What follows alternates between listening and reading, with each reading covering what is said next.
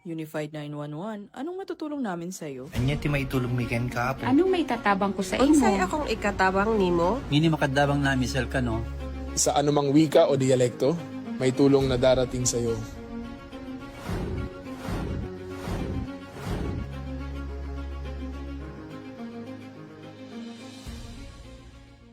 Lilingkod sa bawat Pilipino at magbibigay ng tamang impormasyon para sa tahimik at maayos na Pilipinas. Police News Network, alagad ng batas, tagapagtaguyod ng balitang pulis, sandigan ng mamamayan, patnubay ng katotohanan. La Campo Crame, maghahatid ng pinakahuling kaganapan at nagbabagang balita. Ito ang PNN Police News Network. At ngayon, ang inyong mga tagapagbalita. Magandang araw, bagong Pilipinas. Ako ang inyong alagad ng batas, tagataguyod ng Balitang Pulis. Ako po si Patrolwoman Sari Bernales. Maghahatid sa inyo ng tamang balita, kwento ng pulis at serbisyo para sa mamamayan. At ito ang PNP News Online, ang pangunahing balita ng Police News Network. Alagad ng batas, tagataguyod ng Balitang Pulis.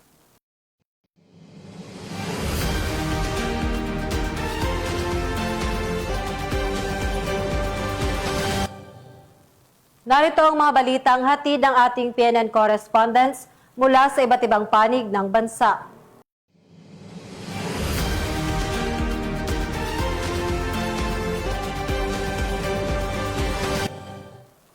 Matagumpay na isinagawa ng Pasig CPS ang Board Patrol Checkpoint Challenge bilang bahagi ng pagpapatibay ng seguridad at kahandaan. Ang magandang balita ihahatid ni Patrolwoman Jenny May Dolor.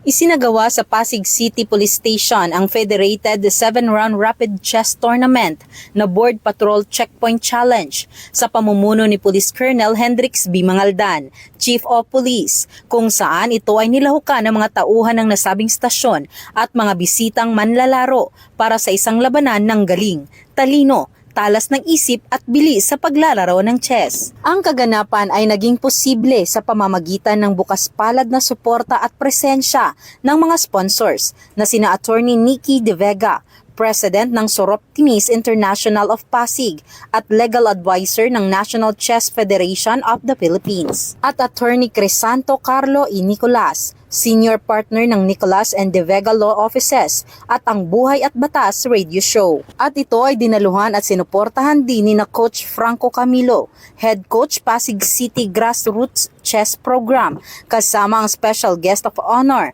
na si Grandmaster Eugene O. Torre, unang Grandmaster sa larangan ng chess sa Asia. Miss Nikki Juris D. Nicolas, 13 years old na Women Candidate Master, at Police Lieutenant Colonel Norman R. De La Rosa, Assistant Chief of Police for Administration ng Pasig City Police Station, na malugod na tinanggap ang lahat ng kalahok at bisita. Samantala, ang premyong natanggap ng mga nanalo sa nasabing kompetisyon, ang champion ay nakatanggap ng 10,000 pesos, second place 5,000 pesos, third place 3,000 pesos, and best police women chess player ay 5,000 pesos. Ang kaganapan ay hindi lamang nagpakita ng talino at talas ng isip ng ating mga tauhan ng pulisya, kundi pinagtitibay din ang ugnayan sa komunidad at itinataguyod ang magandang relasyon ng bawat manlalaro, at nagbigay ito ng pagkakataon para sa mga kalahok na subukan ang kanilang kakayahan, matuto mula sa mga katunggali at ang kasiyahan ng bawat isa. Mula dito sa Eastern Police District, ako po ang inyong PNN correspondent, Patrolwoman Jenny Dolor, alagad ng batas, tagataguyod ng Balitang Pulis. Maraming salamat, Patrolwoman Dolor. Cagayan PNP nanguna sa pagpapalakas at pagpapatibay ng child protection awareness sa kanilang komunidad. Yan ang balitang tinutukan ni Patrolwoman Richelle Ledesma. Ang Cagayan Police Provincial Office kasama ang Regional Community Affairs and Development Division at Enrile Police Station sa pagdiriwang ng 33rd National Children's Month na may temang kaligtasan at karapatan ng bata ipaglaban.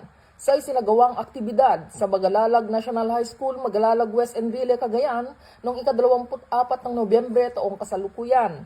Pinangunahan ng paaralan ang programa sa pamamagitan ng welcome remarks ni Mr. Orlando Dayag, Officer in Charge ng Magalalag National High School, kung saan binigyan diin niya ang mahalagang papel ng komunidad sa pangangalaga at pagtataguyod ng karapatan ng kabataan. Nagbigay naman ng mensahe si Police Major Harold Tuacfemia, Chief of Police ng Enrile Police Station, kung saan tinalakay niya ang kahalagahan ng patuloy na pagkikipag-ugnayan ng PNP sa mga paaralan upang matiyak ang kaligtasan ng mga kabataan, lalo na sa harap ng modernong banta sa kanilang kapaligiran at online na mundo. Bilang bahagi ng advokasya laban sa pang-aabuso at karahasan sa bata, nagbigay ng mga kabuluhang talakayan si Police Major Baby Rose Picahulaw, Chief of the Community Affairs Service, Focal Person for Gender Development ng Regional Community Affairs and Development Division, hinggil sa issue ng bullying kung paano ito nakakaapekto sa kabataan at ang mga hakbang upang ito ay maiwasan sa loob ng paaralan. Nagbigay din ng lecture si Police Major J. Hazel C. Taborada, Provincial Legal Officer, ukol sa Republic Act No. 11930 o ang Anti-Online Sexual Abuse or Exploitation of Children and Anti-Child Sexual Abuse or Exploitation Materials Act. Binigyan linaw niya ang mga probinsya ng batas, ang mga parusa at kung paano ipagtanggol ang mga kabataan laban sa online exploitation. Samantala, tinalakay naman ni Police Captain Sheila Joy Enfronda, Chief Public Information Officer, ang laban kontra fake news at kung paano maging responsable at mapanuring digital users ang mga kabataan. Dagdag dito, nagsagawa si Brother Roger Ikin sa Laam Police Advocacy Group, President Enrile Chapter ng Project Dawa, Dialogue and Awareness with Acceptance and Harmony, upang itaguyod ang wastong paggabay, tamang asal at moral at espiritual na pundasyon ng mga kabataan. Ang aktibidad ay bahagi ng patuloy na malasakit at programa ng PNP upang tiyaking ligtas, protektado at may sapat na kaalaman ang kabataan laban sa anumang uri ng pang-aabuso at maling impormasyon. Dito sa Lambak ng Cagayan, ako ang inyong PNN correspondent, Patrolwoman Ledesma, alagad ng batas, tagataguyod ng Balitang Pulis. Maraming salamat, Patrolwoman Ledesma. Arestado ang 2 high-value individual sa isang bypass operation sa San Mateo, Rizal. Patrolman John Lawrence Ilagan sa balita. Estado ng San Mateo Municipal Police Station ang 2 high-value individual sa bypass operation na isinagawa sa San Mateo, Rizal. Kinilala ang mga suspect na sina alias Jangget at alias Nunoy, kapwa residente ng nasabing bayan. Nasabat mula sa kanila ang 13 sachet ng hinihinalang shabu na tumitimbang ng humigit kumulang 50.3 gramo na may halagang 342,040 pesos, isang revolver na may 5 bala at bypass money na 500 peso. Ang mga suspect ay naharap sa kasong paglabag sa Republic Act 9165 o ang Comprehensive Dangerous Drugs Act of 2002 at Republic Act 10591 o ang Illegal Possession of Firearms and Ammunition. Ayon kay Police Colonel Politerio A. Gonsalgo, Provincial Director ng Rizal Police Provincial Office, ang operasyon ay bahagi ng pinagting ng kampanya laban sa illegal na droga at kriminalidad sa kanilang lalawigan. Mula dito sa Calabarzon, ako inyong PNN correspondent, Patrolman John Lawrence B. Ilagan, alagad ng batas, tagataguyod ng Balitang Pulis. Maraming salamat, Patrolman Ilagan. Arestado ang isang high-value target sa bypass operation sa Iloilo, kung saan nasamsam ang hinihinalang shabu. Yan ang balitang tinutukan ni Patrolwoman Raisa Valencia.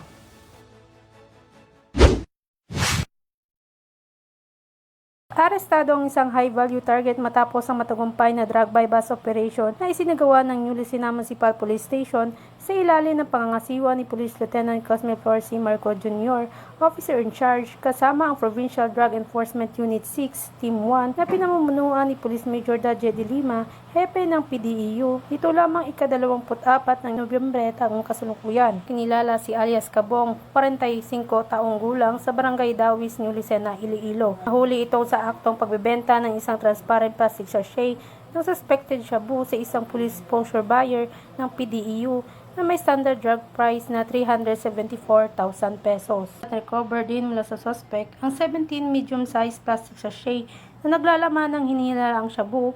Ang lahat ng nakuhang ebidensya ay isinilalim na sa tamang dokumentasyon at custodial inventory. Kasalukuyan dinala sa New Lucena MPS Custodial Facility ang suspect habang nihahanda ang mga kasong paglabag sa Republic Act 9165 o Comprehensive Dangerous Drugs Act of 2002. Nagpahayag naman si Police Lieutenant Marco Jr. na mananatiling masigasig ang New Lucena MPS sa pagpapatupad ng kampanya ng PNP laban sa iligal na droga kasama ang PDEO-6 upang mapanatili ang kapayapaan at kaayusan sa bayan. Patuloy ding nanawagan ng PNP sa publiko na makipagtulungan sa mga otoridad sa pamamagitan ng maagap na pag-uulat ng anumang kahinahinalaang aktibidad sa kanilang komunidad. Mula dito sa Western Visayas, ako yung Police News Network Correspondent, Patrolwoman Riza Valencia, alagad ng batas, tagataguyod ng Balitang Pulis.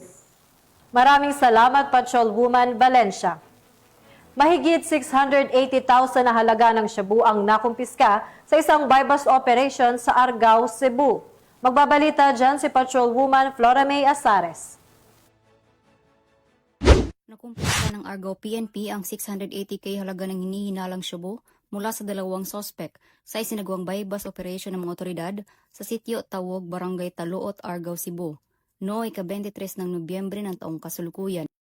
Ayon kay Police Captain Eden Rex L. Baguio, Officer in charge ng Argao Municipal Police Station, Cebu Police Provincial Office, nang mahuli sa pagbebenta ng iligal na droga ng isang undercover na operatiba, ang dalawang sospek na sina alias Heracleo, isang 43 anyos na construction worker, at kasamahan nitong si alias Romy, isang 54 anyos na karpintero.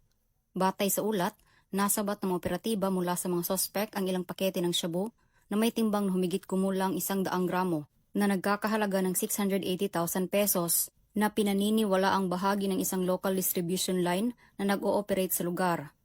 Agad naharang ang mga sospek matapos ang transaksyon na kapwa na uugnay sa aktibong drug group na binabantayan sa loob ng munisipyo. Kasalukuyang nasa kustodiya na ngayon ng Argao MPS ang mga naarestong individual habang inihahanda ang kasong paglabag sa Section 5 at 11 ng Article 2 RA 9165.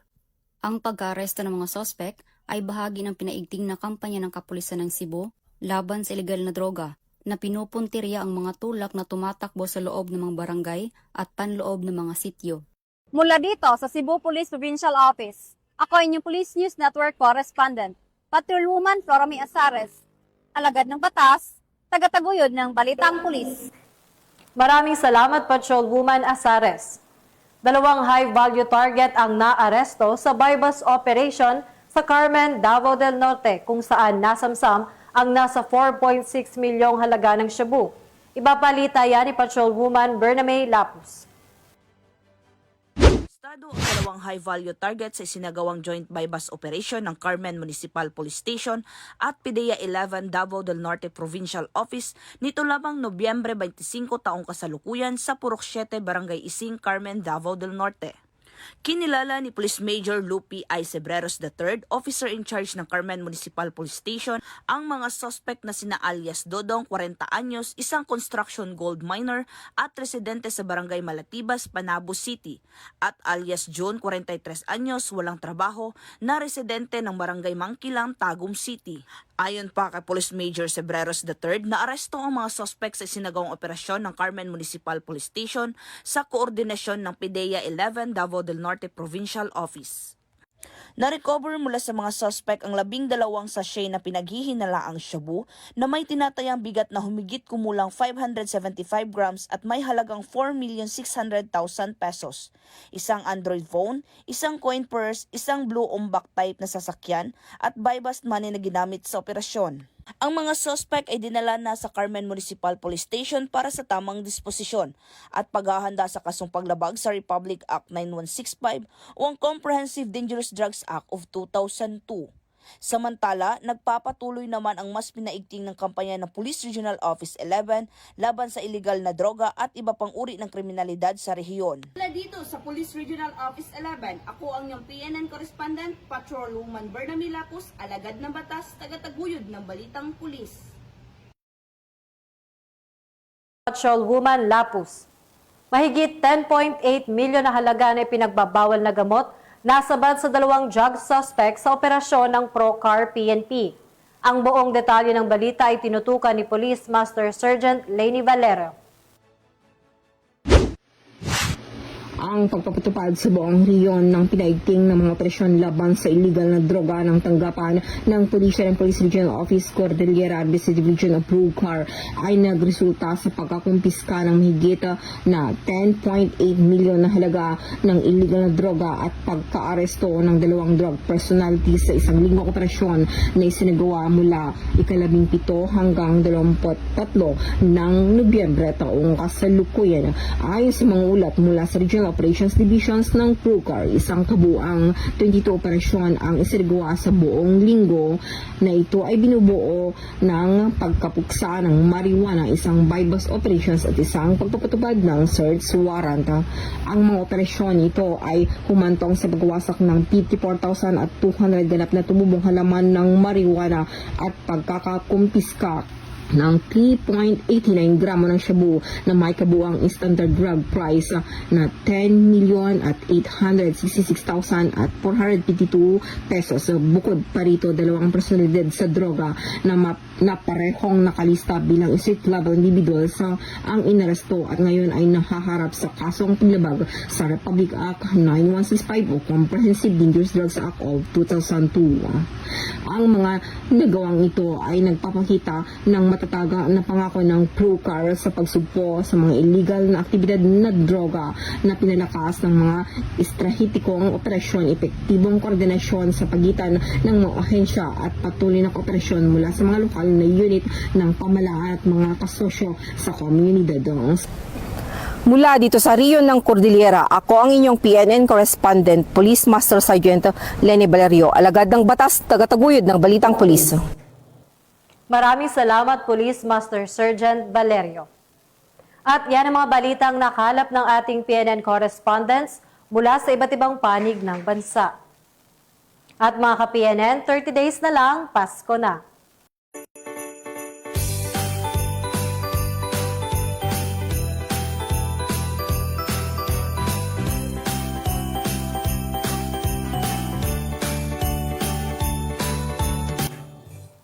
Sa ngalan ng pamunuan ng Philippine National Police sa pangunguna ni Acting Chief PNP, Police Lieutenant General Jose Melencio Nartates Jr. at sa pamumuno ni President Ferdinand Bongbong Marcos Jr., kami ay maglilingkod sa bawat Pilipino at magbibigay ng tama at balanseng balita. Mula rito sa tanggapan ng tagapag-ugnay ng pambansang pulisya, ako ang inyong alagad ng batas, tagataguyod ng Balitang Pulis. Ako po ang inyong tagapag-ugnay, Patrolwoman Sari Bernales. Maghahatid ng tamang balita, kwento ng pulis at serbisyo para sa mamamayan. At ito ang PNP News Online, ang pangunahing balita ng Police News Network. At bagong PNP para sa bagong Pilipinas, serbisyong mabilis, tapat at nararamdaman.